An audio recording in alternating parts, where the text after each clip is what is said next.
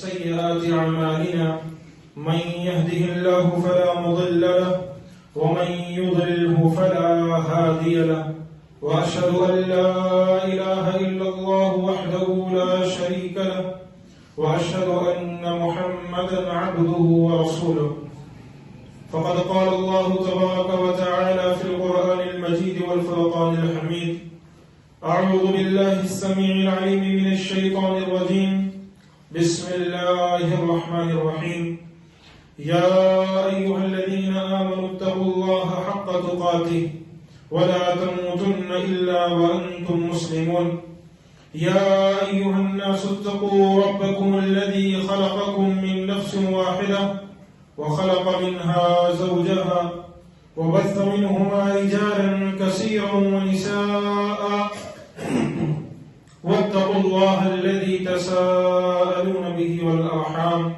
إن الله كان عليكم رقيبا يا أيها الذين آمنوا اتقوا الله وقولوا قولا سديدا يصلح لكم أعمالكم ويغفر لكم ذنوبكم ومن يطع الله ورسوله فقد فاز فوزا عظيما أما بعد فإن خير الحديث كتاب الله وخير الهدي هدي محمد صلى الله عليه وسلم وشر الأمور محدثاتها وكل محدثة بدعة وكل بدعة ضلالة وكل ضلالة في النار والعياذ بالله ربنا لا علم لنا إلا ما علمتنا إنك أنت العليم الحكيم.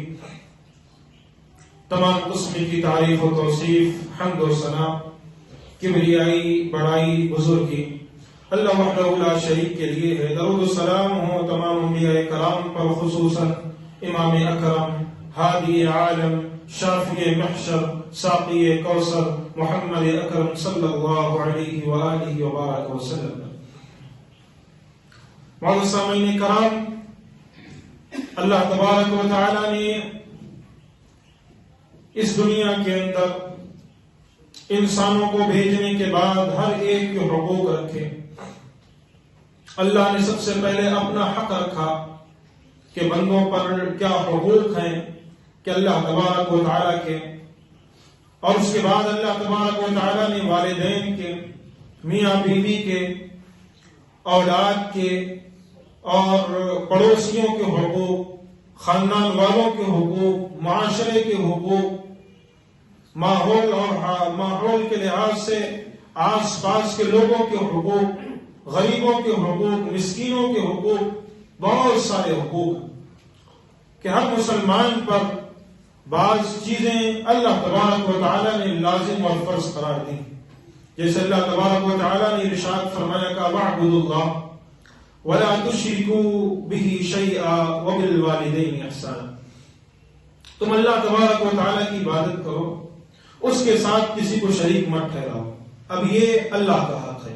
اللہ کا حق یہ ہے کہ اللہ تبارک و تعالی کی وجہ سے عبادت کرنی ہے جیسے اللہ کے نبی نے حکم دیا ہے، اور اللہ تبارک و تعالی کی عبادت میں کسی دوسرے کو شریک نہیں ٹھہرانا. کسی دوسرے کو وہ تمام چیزیں جو اللہ تبارک و تعالی جس پر قادر ہے وہ کسی دوسرے کو ہمیں نہیں دینا ہے. مثال کے طور پر اللہ تبارک و تعالی داتا ہے، اللہ تبارک و تعالی رزق دینے والا ہے، اللہ تبارک و تعالی موت دینے والا ہے، اللہ تبارک و تعالی زندگی دینے والا ہے، اللہ تبارک و تعالی آپ کی عمر میں برکت دینے والا ہے. اب یہ تمام کے تمام حقوق آپ کسی اور کو دے دیں، کسی درباری ملا یا کسی درباری بابا کو آپ دے دیں کہ فلاں بھی جو ہے زندہ کر سکتے ہیں، فلاں بھی مار سکتے ہیں، فلاں بھی جو ہے کسی کو رزق دے سکتے ہیں، تو یہ کیا ہے؟ اللہ کے ساتھ آپ نے کسی دوسرے کو شریک کر لیا. اسے کہا جاتا ہے شرک، جسے اللہ کے نبی نے سختی سے منع فرمایا. یہ جب بندہ کرتا ہے تو بندہ دین اسلام کے دائرے سے نکل جاتا ہے، اور اس پر اس کی موت ہو جائے تو جنت میں جانا اللہ اس پر حرام کر دیتا ہے. تو بالکل اسی انداز سے آگے اللہ تبارک و تعالی نے کہا وَبِالْوَالِدَيْنِ إِحْسَانًا. یہاں پر غور کرنے کی بات ہے کہ اندازہ لگائیے، سیدھا شرک کے بعد، یعنی شرک اتنا بڑا گناہ کہ شرک سے بڑا گناہ دین اسلام میں کوئی نہیں. شرک سب سے بڑا گناہ ہے دین اسلام کے اندر، کہ اس پر اگر کسی کی وفات ہو جائے وہ جہنم میں، وہ جنت میں داخل نہیں ہو سکتا اگر توبہ کر کے نہ مانے. اور اس کے بعد ذرا غور کیجیے وَبِالْوَالِدَيْنِ احسانا، اللہ نے اس کے بعد ہی کہا والدین کے ساتھ حسن سلوک. تو اندازہ لگائیے گا اللہ اس کے بعد اور دوسری چیزیں بتا سکتا تھا، پڑوسیوں کے حقوق بھی بتا سکتا تھا، میاں بیوی کے حقوق بھی بتا سکتا تھا، کچھ دوسری باتیں بھی بتا سکتا تھا، لیکن نہیں. اللہ نے جب ذکر فرمایا جہاں بھی، ایک جگہ نہیں قرآن مجید، جہاں بھی اللہ تبارک و تعالیٰ نے اپنا حق ذکر فرمایا وہی اللہ نے والدین کا حق ذکر فرمایا. بالکل اسی کے بغل میں ایک دوسری آیت آپ دیکھ لیجئے، اللہ تبارک و تعالیٰ نے ارشاد فرمایا کہا وَقَضَىٰ رَبُّكَ أَلَّا تَعْبُدُوا إِلَّا إِيَّاهُ وَبِالْوَالِدَيْنِ إِحْسَانًا. اللہ تبارک و تعالیٰ نے فیصلہ کر دیا، حکم دے دیا ہے کہ اللہ تعبدوا الا اياه، کہ اس کے علاوہ کسی کی عبادت نہ کی جائے. یہاں بھی اللہ نے اپنی عبادت کا ذکر فرمایا اور اس کے بعد کہا وَبِالْوَالِدَيْنِ إِحْسَانًا، والدین کے ساتھ حسن سلوک کرنا. جہاں بھی اللہ نے اپنا ذکر فرمایا وہاں اللہ نے والدین کے ساتھ حسن سلوک کو لے کر آیا. لیکن افسوس کی بات ہے آج ہم اور آپ موحد، دین اسلام پر عمل کرنے والے، شرک سے بچنے والے، ہم اپنے آپ کو کہتے ہیں ہم مشرک نہیں ہیں، ہم شرک نہیں کرتے، لیکن افسوس کی بات ہے کہ اس کے بعد جو اللہ نے ذکر فرمایا اس پر عمل نہیں کرتے. وہ والدین کے ساتھ حسن سلوک، والدین کے ساتھ نیک صلہ رحمی سے پیش آنا، والدین کے ساتھ اچھی گفتگو کرنا. قرآن مجید نے آگے کیا نقشہ کھینچا، کہا اما يبلغن عندك الكبر احدهما او كلاهما فلا تقل لهما اف. یہاں اللہ تبارک و تعالیٰ نے کیا پیاری بات ذکر کی، اما، اگر ان میں سے کوئی، یعنی والدین میں سے کوئی یا دونوں بڑھاپے کی حالت میں تمہیں مل جائیں، بڑھاپے کی حالت میں تمہیں مل جائیں، اور اس کے بعد او کلاہما فلا تقل لہما اف، تو انہیں اف تک مت کہنا، انہیں اف تک مت کہنا. وہ دوسری بات تو میں نہیں کرتا، یہ کام مجھ سے نہیں ہوگا، جب دیکھو جب مجھے ہی بولتے رہے، تو یہ دوسری بات ہے، یہ بہت بڑی بات ہو گئی ہے. آپ نے والدین کو بہت بڑی بات کہہ دی، آپ نے والدین کے ساتھ یہ بدزبانی کر دی. قرآن نے کہا وَلَا تَقُلْ لَهُمَا اُف، اُف تک مت کہو. یہ تو بہت بڑی بات ہے کہ والدین کو آپ جھڑک دیں، یہ بہت بڑی بات ہے، بہت بڑا گناہ ہے. قرآن نے کہا اف تک تمہیں نہیں پڑھنا، وَلَا تَنْهَرْهُمَا، اور انہیں جھڑکنا نہیں. وَقُلْ لَهُمَا قَوْلًا كَرِيمًا، ان سے آپ اچھی گفتگو کرنا، عزت کے ساتھ گفتگو کرنا، بہتر گفتگو کرنی ہے. وہ آگے اللہ تبارک و تعالی نے ارشاد فرمایا کہ وَخْفِضْ لَهُمَا جَنَاحَ الذُّلِّ مِنَ الرَّحْمَةِ وَقُلْ رَبِّ ارْحَمْهُمَا كَمَا رَبَّيَانِي صَغِيرًا. جب تمہارے والدین بڑھاپے کی حالت میں پہنچ جائیں، جب تمہارے والدین تم سے کہیں بیٹا آتے وقت یہ لے کر آ جانا، جب تمہارے والدین تمہیں بلائیں بیٹا ذرا یہ کام کر دینا، بیٹا ذرا ادھر آنا، ذرا ادھر یہ کام کر دینا، ذرا تجھ سے بات پوچھنی ہے، ذرا مجھے بتلا دینا، اگر تو بزی نہیں ہے تو میرے پاس ذرا ملنے کے لیے آ جانا. اللہ اکبر. قرآن نے کہا یوں ہی مت چلے جانا اٹھ کر جو ہے ارے کیا بات ہے، کیا بولنا چاہ رہی ہیں آپ، کیا بول رہی ہیں. جب دیکھو جب آپ بلا رہے ہیں، جب دیکھو جب وہ عمر ہو گئی آپ کی جو ہے، ابھی تک آپ کے الفاظ، ابھی تک آپ مجھے بلا رہی ہیں، عمر ہو گئی خاموش بیٹھ کر اللہ اللہ کرو، یہاں مجھے کیوں تکلیف دے رہے ہو، میری نوکری کو کھا جا رہی ہو، میری نوکری میں تم جو ہو کیوں راستے میں رکاوٹ کر رہی ہو. یا والدین کو کہیں یا والد کو جھڑک دیں. قرآن نے کہا وَخْفِضْ لَهُمَا جَنَاحَ الذُّلِّ، جب بلائیں تو یوں ہی نہیں جانا ہے تم. یہ جو تمہارے دو کندھے ہیں نا، یہ عزت کے ساتھ جھک جانے چاہیے، یہ عزت کے ساتھ جھکنے چاہیے، ایسے ہی نہیں. کیا بات ہے، کیوں بلا رہے ہو؟ نا، یہ تو بہت بڑا گناہ ہو گیا، یہ تو آپ نے کر دیا. جب آپ والدین کے پاس جائیں تو عزت کے ساتھ یہ دونوں کندھے جھکنے چاہیے، عزت کے ساتھ جھک کر پوچھنا چاہیے کیا ضرورت ہے آپ کی. اور آگے اللہ نے دعا سکھلائی وَقُلْ رَبِّ ارْحَمْهُمَا كَمَا رَبَّيَانِي صَغِيرًا. اللہ میرے والدین پر ایسے ہی رحم فرما جیسے انہوں نے میرے بچپنے پر مجھ پر رحم فرمایا تھا. آج ہم اور آپ کتنے ہیں جو اپنے والدین کے حق میں دعائیں کرتے ہیں، کتنے جو اپنے والدین کے حق میں دعائیں مانگتے ہیں، کتنے جو والدین کے لیے یہ الفاظ دعائیہ یا الفاظ پڑھتے ہیں. بڑی آسان سی دعا ہے، کوئی لمبی دعا نہیں ہے. اور علماء کرام نے اس کے اندر ایک بہت خوبصورت چیز ذکر فرمائی کہ اگر نفلی نماز آپ پڑھ رہے ہیں نا، مثال کے طور پر سنتیں پڑھتے ہیں، سنن نوافل پڑھتے ہیں، اور سنن نوافل کے اندر سجدے کی حالت میں آپ کوئی بھی دعا مانگ سکتے ہیں. عربی کے اندر تو سجدے کی حالت میں یہ دعا بھی آپ پڑھ سکتے ہیں. اندازہ لگائیے دن میں آپ کتنی سنتیں پڑھتے ہوں گے. رب ارحمہما کما ربیانی صغیرا. اگر دن میں کم سے کم لیا جائے، چلو 2 رکعت کی 4 سنتیں ہی پڑھتے ہو، تو آپ نے 4 مرتبہ دن میں اپنے والدین پر دعا کی. یہ 4 مرتبہ کو آپ 30 دن کے حساب سے لگا لیجیے، کتنی مرتبہ آپ نے دعا کی. کوئی لمبی دعا نہیں آپ کو کرنی ہے، بیٹھ کر یہ دعا پڑھ لیجیے، کافی ہے. اس کے ساتھ اور دعائیں کرنا چاہتے ہیں کیجیے، اکیلے میں بیٹھ کر، تنہائی میں بیٹھ کر اپنے والدین کے حق میں، لیکن خصوصاً اس دعا کو کرتے ہیں. والدین سے گفتگو ہوئی، کچھ بات ہو گئی، والدین سے نکلنے لگے، کہا رب ارحمہما کما ربیانی صغیرا. کتنی پیاری چیز ہے. آج ہماری اور آپ کی زندگی سے یہ ختم ہو چکی ہے. آج ہماری اور آپ کی زندگی سے یہ چیز بالکل ہی چلی جا چکی. افسوس کی بات ہے کہ آج ہم اپنے والدین کی ویسے قدر نہیں کرتے جیسے کرنی چاہیے. اپنے والدین کی بات کو نہیں سنتے، ان کو جھڑک دیتے ہیں، ان سے صحیح انداز سے گفتگو نہیں کرتے.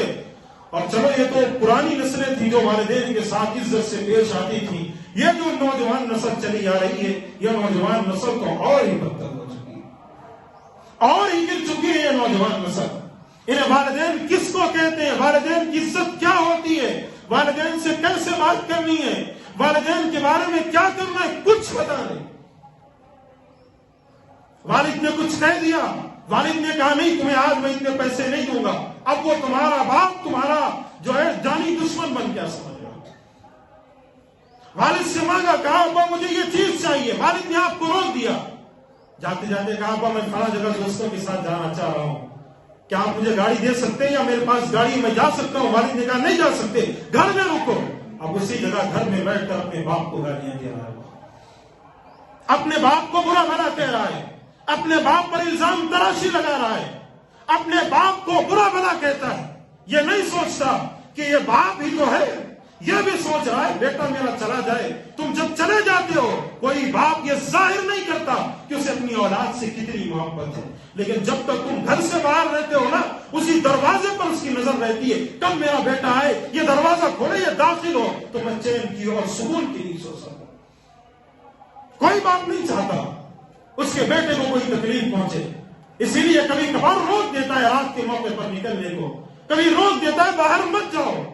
تو پیارو سمجھنا چاہیے، سوچنا چاہیے، غور و فکر کرنا چاہیے کہ یہ نہیں کہ سیدھا باپ کو یا والدہ کو برا بھلا کہنے لگتے. یہ بہت بڑی عادت ہے. قرآن مجید نے اس سے روکا ہے اور نبی کریم صلی اللہ علیہ وسلم نے اس سے اور سختی سے روکا ہے. ایک صحابی رسول آئے، کہ اللہ کے رسول صلی اللہ علیہ وسلم، کہا اللہ کے رسول صلی اللہ علیہ وسلم سب کاموں میں اللہ عز و جل کو کون سا کام سب سے زیادہ پسند ہے؟ یعنی ایسا کوئی کام بتائیے اللہ کے نبی جو اللہ کو بہت زیادہ پسند ہے، اللہ تبارک و تعالیٰ کو وہ کام بہت زیادہ پسند ہے. تو اللہ کے نبی کریم صلی اللہ علیہ وسلم نے ارشاد فرمایا، کہا الصلاۃ علی وقتہا، نماز کو اس کے وقت پر ادا کریں.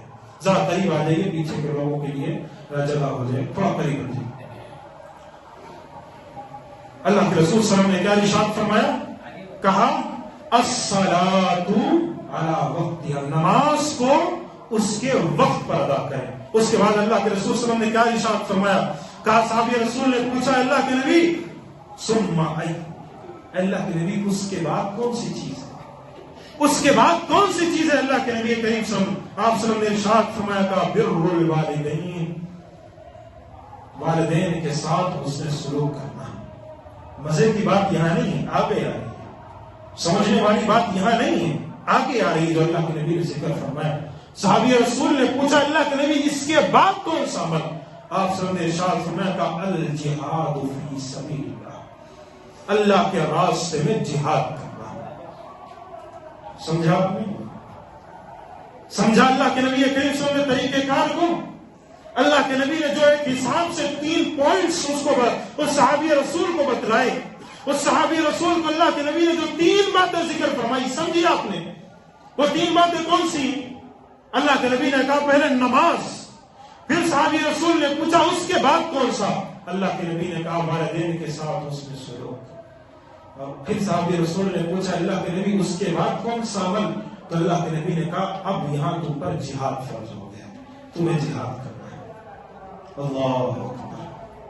وہ بڑے آج نوجوان ہمارے مجاہد بنے پھرتے ہیں اور دین کی خدمت کے لیے کہتے ہیں یہ سینہ حاضر ہے، دین کی خدمت کے لیے مرنے کے لیے تیار ہوتے ہیں، اور گھر میں اسی باپ کو گالی دے کر باہر نکلتے ہیں، گھر میں اسی والدین کی نافرمانی کرتے ہیں، گھر میں اسی والدین کی بات کو نہیں مانتے، والد یا والدہ کچھ بول دیتے ہیں، کہتے ہیں انہیں کیا پتا۔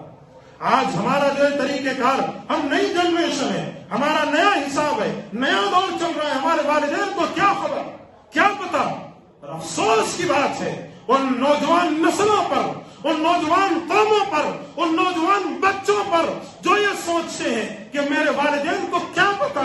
آج کا نیو جنریشن، نیا طریقہ، نئے حساب، نئے لوگ، ہمارے والدین کو کچھ پتا ہی نہیں۔ اور بدبختو، اس نئے جنریشن کو پیدا کرنے والے تمہارے یہ والدین ہی ہیں۔ اگر یہ نیا جنریشن بنا، نئے بچے بنے، تو اسے پیدا کرنے والے کون؟ کیا آسمان سے ٹپک گئے تم؟ یا زمین پھاڑ کر نکل گئے؟ تم کو پیدا انہیں والدین نے کیا ہے۔ تم کہتے ہو کہ ان کو نہیں پتا، جن کے پیٹ سے تم پیدا ہو کر آئے ہو، جنہوں نے تمہارے خاطر تکلیفیں سہی ہیں، اور ان کو تم کہتے ہو کہ تمہیں کچھ نہیں پتا ہمارے بارے میں۔ بچپن سے جنہوں نے تم کو بڑا کیا ہے ان کو نہیں پتا۔ اللہ اکبر، پھر کن کو پتا؟ تمہارے ان آوارہ دوستوں کو، جن کے پیچھے تم گاڑیوں میں جو ہے گھومتے پھرتے ہو، ان ہمارا بچوں کو پتا ہے، دوستوں کو بڑا خوب پتا ہے، لیکن والدین کو میرے بارے میں کچھ نہیں پتا۔ کبھی والدین میری بات نہیں مانتے۔ اللہ اکبر، ہمیں چاہیے اپنی ذہنیت کو اس سے بدلیں، اپنے آپ کو اس سے تبدیل کریں۔ آج مسلم معاشرے کے اندر یہی ساری چیزیں جس کی وجہ سے اللہ کے رسول صلی اللہ علیہ وسلم نے ارشاد فرمایا کہ ان اللہ حرم علیکم عقوق الامہات، اللہ تبارک و تعالیٰ نے تم پر ماؤں کی نافرمانی کو حرام قرار دیا۔ اللہ اکبر۔ اور پچھلے خطبے کے اندر میں نے ایک حدیث تقریباً شاید بتلائی تھی کہ اللہ کے رسول صلی اللہ علیہ وسلم نے ذکر، جب ایک صحابی رسول آئے کہا اللہ کے نبی کون ہے سب سے زیادہ جس کے ساتھ میں حسن معاشرت سے پیش آؤں، اچھا رہوں ان کے ساتھ؟ اللہ کے رسول صلی اللہ علیہ وسلم نے ارشاد فرمایا کہ تمہاری والدہ۔ کہا اللہ کے نبی پھر کون؟ کہا تمہاری والدہ ہے۔ کہا اللہ کے نبی پھر کون؟ کہا تمہاری والدہ ہے۔ کہا اللہ کے نبی پھر کون؟ کہا ابوک تمہارے بھائی ہے۔ 3 مرتبہ اللہ کے نبی نے کہا، 3 مرتبہ اللہ کے نبی نے کہا امک امک امک۔ اللہ اکبر۔ او پیارو، ان بچوں سے، ان ننھے بچوں سے جا کر سوال کرو جن کی والدین اس دنیا میں موجود نہیں ہیں، کیا بیتتی ہے ان پہ، کیا بیتتی ہے ان پہ، جا کر پوچھو۔ آج بڑا آرام سے تم رہتے ہو، باپ سے فرمائش کی گاڑی چاہیے، باپ نے نظروں کے سامنے تمہارے لا کر رکھ دی۔ باپ سے فرمائش کی فلاں چیز چاہیے، باپ نے کوشش کی لا کر آپ کو دے دی۔ ماں سے فرمائش کی ماں مجھے یہ کھانا پسند نہیں ہے، آج یہ بنا دیجئے، ماں نے اسی وقت اٹھا آپ کے لیے کھانا بنا دیا۔ رات کے وقت بھوک لگی، ماں کو اٹھایا، کہا ماں مجھے یہ کھانا چاہیے۔ ماں گئی، اسی وقت یہ نہیں کہا کہ بیٹا نیند آ رہی ہے کل بناؤں گی، جاؤ تم بنا لو، جاؤ فلاں سے بنوا لو، نہ، اٹھی اسی وقت گئی تمہارے لیے وہ کھانا بنا کر لا کر تمہارے پاس رکھ دی۔ اللہ اکبر۔ جب تم گھروں سے باہر نکلتے ہو، یہی والدین جو ہاتھوں کو بلند کر کے تمہاری کامیابی کے لیے دعائیں کرتے ہیں۔ پوری دنیا کے اندر تاریخ اٹھا لیجئے، پوری دنیا کے اندر اگر کوئی کسی کی کامیابی سے نفرت نہیں کرتا تو وہ صرف تمہارے والدین ہیں۔ تمہارے دوست بھی جب تم کامیاب ہوتے ہو چڑھتے ہیں، تمہارے خاندان والے بھی جب تم کامیاب ہوتے ہو چڑھتے ہیں۔ اگر کوئی تمہاری کامیابی سے نفرت نہیں کرتا بلکہ خوش ہوتا ہے تو تمہارے والدین اور تمہارے اساتذہ۔ آج اسی ماں کی کوئی قدر نہیں، وہ ماں جس نے ہمیں اور آپ کو 9 مہینے تک اپنے پیٹ میں اٹھایا رکھا، 9 مہینے تک تکلیفوں کو برداشت کیا۔ وہ جو صاحب اولاد ہیں، جن کے اولاد ہے، وہ خوب جانتے ہیں وہ بیوی کی تکلیف کیا ہوتی ہے۔ گھر میں ایک بیوی ہو، اگر وہ قریب ہے اس کا حمل جو ہے تو اس کی تکلیف کیا ہوتی ہے بڑا خوب جانتے ہیں، کیا شدت محسوس ہوتی ہے، کیا تکلیف محسوس ہوتی ہے۔ اللہ اکبر۔ اس ماں نے 9 مہینے تک اٹھائے رکھا، پھر اس کے بعد وہ جننے کی تکلیف کہ نبی کریم صلی اللہ علیہ وسلم نے، یا عبداللہ بن عباس رضی اللہ عنہ کی زبانی کہ ایک شخص آیا، عبداللہ بن عباس سے کہا میں نے اپنی والدہ کو انہی کندھوں پر بٹھا کر پورا طواف کروایا، عمرہ کروایا؟ کیا میں نے اپنی ماں کا حق ادا کر دیا؟ عبداللہ بن عباس نے کہا وہ میرے صحابی، وہ میرے دوست، تو نے وہ حق بھی ادا نہیں کیا جو ماں نے تجھے جنگ کے وقت ایک آہ بھری تھی، اس کا حق بھی ابھی تک ادا نہیں ہوا۔ وہ تو حق بڑا دور کی بات ہے، تمہیں پورے حق کی بات کرتے ہو۔ وہ ماں ہے، وہ ماں ہے، وہ والدین ہے کہ جب بچپن میں سویا کرتے تھے، انہیں گیلی جگہ پر جب پیشاب کر دیتے تھے، ماں اٹھا کر بغل میں لٹا دیتی تھی اور خود اس گیلی جگہ پر لیٹنے کے لیے تیار ہو جایا کرتی تھی۔ وہ والدین ہے کہ جب تمہیں بخار ہوتی تھی، پوری رات جاگتے تھے صرف اپنے بچے کے اس بخار کو دور کرنے کے لیے۔ وہ والدین ہے جب تمہیں ذرا سی تکلیف پہنچتی تھی تو لڑنے کے لیے تیار ہو جایا کرتے تھے۔ آج جب جوانی کی حالت میں پہنچ گئے، یہ جو ہے ہمارے یہ کندھے مضبوط ہو گئے، یہ پاؤں مضبوط ہو گئے، آج کمانے لگ گئے، آج گھر میں بیوی آ گئی، تو آج ماں کو کہتے ہو کہ ماں تمہاری ضرورت ہی نہیں ہے، یا پھر ماں کو یہ کہتے ہو کہ ماں تم فلاں بھائی کے پاس چلے جاؤ، یہاں مت رہو، تم یہاں تم مت رہو۔ اور اللہ اکبر، کیا تاریخ اٹھاؤ، تاریخ اٹھا کر دیکھو کہ ایک شخص، ایک ماں کتنی پیاری ہوتی ہے۔ اس ماں کی تاریخ اٹھاؤ کہ ایک شخص نے اپنی والدہ کو تقریباً اس کی بیوی نے کہا کہ میں تمہاری اس ماں کے ساتھ نہیں رہ سکتی، لے کر جاؤ کہیں سے چھوڑ کر آؤ۔ وہ بدبخت بھی اتنا بد نصیب تھا کہ اس نے اپنے گھر سے جنت کو اٹھایا اور لے جا کر کسی جنگل کے اندر اپنی والدہ کو ڈال کر آ گیا، اپنی والدہ کو وہاں چھوڑ کر آ گیا۔ جب وہاں سے لوٹنے لگا، اس ماں نے ہاتھوں کو بلند کر کے دعا کی، اللہ میرے اس بچے کو جنگل کے بھیڑیوں سے بچانا۔ ماں نے اپنے حق میں دعا نہیں مانگی کہ اللہ میرے اس بچے کو جنگل کے بھیڑیوں سے بچانا۔ اللہ اکبر، والدین کی کیا عظمت ہے، بتلاؤں۔ ایک صحابی رسول بننے والے بن نہ پائے، ان کا نام ہے اویس قرنی رحمہ اللہ۔ اویس قرنی جیسے بڑے تابعی گزرے۔ اللہ کے نبی جب وفات پانے لگے، وفات پانے سے قبل اللہ کے نبی کریم صلی اللہ علیہ وسلم نے عمر بن خطاب کو وصیت کی تھی۔ کیا کہا تھا؟ اے عمر، ایک شخص ہے، اس کا نام اویس قرنی ہے، جب تم اس سے ملنا تو اپنے حق میں اس سے کہنا کہ وہ دعا کرتے ہیں۔ اللہ اکبر، کس کو؟ جنہوں نے نبی کو اپنی آنکھوں سے دیکھا، جن کو اللہ کے نبی نے اپنی زبان سے کہا تھا کہ تم جنتی ہو، اس کو اللہ کے نبی نے، اس صحابی رسول کو اللہ کے نبی نے کہا جب تم ان سے ملاقات کرنا تو ان سے کہنا وہ تمہارے حق میں دعا کرے۔ اور یہ اس وقت آئیں گے جب اہل یمن تمہارے پاس پہنچیں گے وقت کی شکل میں، تب وہ ان میں رہیں گے۔ اور وہی ہوا، عمر بن خطاب رضی اللہ عنہ کے دور کے اندر اہل یمن پہنچے وفود کی شکل میں، جب ان کے پاس یعنی بڑے تعداد میں اہل یمن کے کچھ لوگ پہنچے تھے، ایک جماعت پہنچی اہل یمن کی، تو عمر بن خطاب نے پوچھا کیا تم میں اویس قرنی موجود ہیں؟ بتلایا گیا ہاں ہم میں اویس قرنی موجود ہیں، کہا لے کر آؤ۔ جب آئے انہوں نے تو ان کو دیکھا تو اللہ کے نبی نے کہا تھا کہ اویس قرنی کی علامت یہ ہے کہ ان کو کوڑے کی بیماری تھی اور اس کا ایک اثر بالکل یہ سمجھ لے ایک سکے کے لحاظ سے ایک جگہ سفید رہے گا، یہی علامت ہے ان کی۔ انہوں نے دیکھا تو سمجھ گئی اویس قرنی ہے۔ کہا میں نے نبی سے حدیث سنی ہے کہ آپ سے جب ملوں میں تو اپنے حق میں آپ سے کہوں کہ آپ میرے لیے دعا کر دیں، تو میں آپ سے کہتا ہوں کہ آپ میرے حق میں دعا کر دیجئے۔ اللہ اکبر، کبھی سوچا ہے کہنے والا کون کہہ رہا ہے؟ جو آدھی دنیا کا بادشاہ، خلیفہ، تقریباً آدھی دنیا کا خلیفہ ہے، روم، فارس، یمن، پورے ممالک کو فتح کر چکا، وہ کہہ رہا ہے اویس قرنی سے میرے حق میں دعا کر دیجیے۔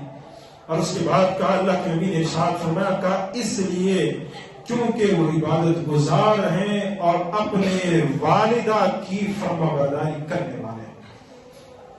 اللہ کے نبی نے صاف لفظوں میں کہا وہ اپنے والدہ کی فرمانبرداری کرنے والے ہیں، اسی لیے تم ان سے دعا مانگنا، وہ تمہارے حق میں دعا کریں۔ انہوں نے دعا کر دی۔ اس کے بعد انہوں نے کہا کہ اگر آپ اجازت دیں تو میں آپ کے لیے کوفہ میں، وہ کوفہ جانے والے تھے، کہا کوفہ میں خط لکھ دو، وہ کوفہ پہنچ کر جو ہے آپ بڑے آرام سے رہ سکتے ہیں۔ کہا نہیں مت لکھیے، میں خود چلا جاؤں گا۔ یہ لوگ تھے، یہ والدین کی فرمانبرداری کا اللہ تبارک و تعالیٰ صلہ دیتا ہے۔ ایک مرتبہ اللہ کے نبی بیٹھے ہوئے تھے، کہا اللہ کے نبی نے کہا اس شخص کی ناک خاک آلود. پھر اللہ کے نبی نے کہا اس شخص کی ناک خاک آلود. پھر اللہ کے نبی نے کہا اس شخص کی ناک خاک آلود ہو. کہا اللہ کے نبی کون؟ صحابہ رسول نے کہا اللہ کے نبی کون؟ 3 مرتبہ آپ نے کہا ہے. اللہ کے نبی نے کہا اس شخص کی ناک خاک آلود ہو جس کو اس کے والدین اس بڑھاپے کی حالت میں ملے اور اس نے ان کی خدمت کر کے اپنے اوپر جنت کو فرض نہ کروا دیا. اس شخص کی ناک خاک آلود. اللہ کے نبی نے بددعا دی. ہمیں چاہیے آج ہمارا کیا فرض بنتا ہے, ہمیں کیا کرنا ہے پیارو. ہمیں اپنے والدین اگر زندہ ہے, والدین میں سے کوئی ایک زندہ ہے, انہیں ہاتھ سے نہیں جانے دینا, انہیں کبھی برا بھلا نہیں کہنا, ان کو کبھی گالیاں نہیں دینی. اور بڑے بڑے صحابہ, بڑے بڑے تابعی گزرے ہیں. محمد بن سیرین جیسے تابعی گزرے ہیں, وقت کے بڑے عالم تھے, بہت بڑے عالم تھے. آتا ہے تاریخ کے اندر بچوں کو جب قرآن مجید کا درس دیتے تھے اور بڑے بڑے علماء ان کے دروس میں بیٹھتے تھے, حدیث ان سے سیکھتے تھے. لیکن جب ان کی والدہ انہیں کو آواز دیتی تھی جیسے چھوٹے بچے دوڑ کر جاتے ہیں, ویسے وہ دوڑ کر اپنے والدہ کے پاس اپنے کندھوں کو جھکا کھڑے ہو جاتے تھے. بڑے بڑے علماء جنہوں نے اپنے والدین کی نافرمانی کو بہت برا سمجھا, بہت برا سمجھا. تاریخ کے واقعات اللہ کی قسم بھرے پڑے. اور ایک بات آج آپ کو بتلا دوں ساتھ میں, یہ بھی اپنے پلے باندھ کر جانا, اگر آج آپ نے اپنے والدین کی قدر نہیں کی, کل اولاد آپ کی قدر نہیں کرے گی. یہ یاد رکھنا. یہ تاریخ ہے, یہ تاریخ ہے, ایسی تاریخ بھری پڑی ہے. ایک واقعہ آپ کو بتلاؤں, اس سے پہلے شاید میں نے کئی دفعہ یہ واقعہ بتلایا, لیکن اس موضوع کے مناسبت سے یہ واقعہ آپ کو بتلا دیتا ہوں کہ ایک شخص نے اپنے والد کو کیا کیا, کہا, اس کی بیوی نے اس سے کہا کہ تمہارے باپ کو اس گھر میں مت رکھو. جب دیکھو جب مجھے پریشانی ہو رہی ہے, جب دیکھو کھانا مانگ لیتے ہیں, جب دیکھو پانی مانگ لیتے ہیں, جب دیکھو فنا مانگ لیتے ہیں, جب دیکھو ان کا یہ کام کرنا ہے, ان کو یہاں سے لے کر جاؤ, مجھ سے تکلیف ہو رہی ہے, مجھے نہیں رہے, یا تو ہمیں الگ کر دو. جیسے آج کل کے جو نوجوان نسل وہ بھی تھے, اس بیوی نے کہا کہ اپنے باپ کو یہاں سے لے کر چلے جاؤ. اس شخص نے اپنے باپ کو لے کر گئے اور ایک غار نظر آیا. غار جانتے ہیں, غار کے اندر اس نے اپنے باپ کو چھوڑ دیا, ساتھ میں ایک ننھا سا بچہ تھا, یعنی اس کا پوتا تھا, وہ ننھا سا بچہ. باپ نے کہا بیٹا مجھے یہاں کیوں؟ تو کہا کہ ابا آج آپ یہیں رہیں گے, آج سے آپ گھر نہیں آ پائیں گے, آپ یہیں رہیں گے آج سے. تو کہا کہ بیٹا کم سے کم میرا جو چادر ہے جس پر میں لیٹا کرتا تھا, اوڑا کرتا تھا, وہ مجھے دے دو بس. چنانچہ لایا گیا. بیٹے سے کہا کہ بیٹا جاؤ اپنے دادا کی جو ہے چادر لے کر آ جاؤ. بیٹا دوڑتے ہوئے گیا, دادا کی چادر لا کر دی. تو باپ نے دیکھا, کہا بیٹا اپنے دادا کی چادر آپ نے آدھی لے کر آئے ہو, کیوں؟ تو کہا ابا جان آج آپ نے میرے دادا کو اس غار میں رکھا ہے, کل آپ بوڑھے ہو جائیں گے, وہ آدھی چادر آپ کو دوں گا, وہ آدھی چادر آپ کو دوں گا. یاد رکھیے گا, اگر اولاد کے سامنے اپنے والدین کی نافرمانی تم کرتے ہو, اللہ کی قسم کھا کر کہتا ہوں آگے چل کر یہ اولاد تمہارے ساتھ وہی سلوک کرے گی. کیوں؟ کہے گی اس نے میرے دادا کی قدر نہیں کی, یہ میرا باپ, اس نے میرے دادا کو گالیاں دیتا تھا, یہ میرے جو ہے دادی کو برا بھلا کہتا تھا, اور کل جا کر یہ آپ کو برا بھلا کہے, کل یہ آپ کے ساتھ والد جان بن جائے گا.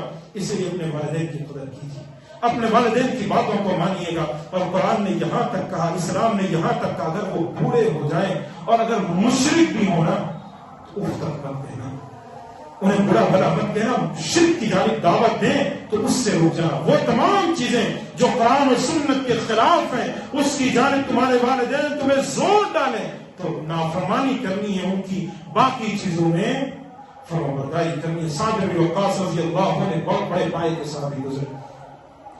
وہ اتنے بڑے صحابی تھے کہ سعد بن وقاص رضی اللہ عنہ کی والدہ نے کہا کہ بیٹا اگر تو نے اسلام سے پیچھے نہیں ہٹانا, اسلام نہیں چھوڑانا, نہ میں کھاؤں گی نہ پیوں گی, نہ میں کھاؤں گی نہ پیوں گی, یہاں تک کہ میری جان نکل جائے, میں مر جاؤں یہاں تک کہ, اور لوگ تجھے کوسیں گے. اس نے اپنی ماں کو تاپا کر مار دیا. سعد بن وقاص نے کہا یا اماں, یا اماں, کہا ماں, اے میری والدہ, اے میری ماں, لو كانت لك 100 نفسا فخرجت نفسا نفسا ما تركت ديني. اے امی جان, یہ تو آپ کی ایک جان ہے, اگر اللہ آپ کو 100 جان دے دے, ایک ایک کر کر ٹپ کر آپ کے دل سے نکل جائے, اور آپ کہہ دیں کہ میں نبی کے دین کو چھوڑ دوں، اللہ کی قسم میں نبی کے دین کو چھوڑنے والا نہیں۔ تمہیں چاہے تمہیں کھانا چاہتی ہو کھاؤ، نہیں کھانا چاہتی ہو نہ کھاؤ۔ اس کے بعد ان کی والدہ کھانے لگی۔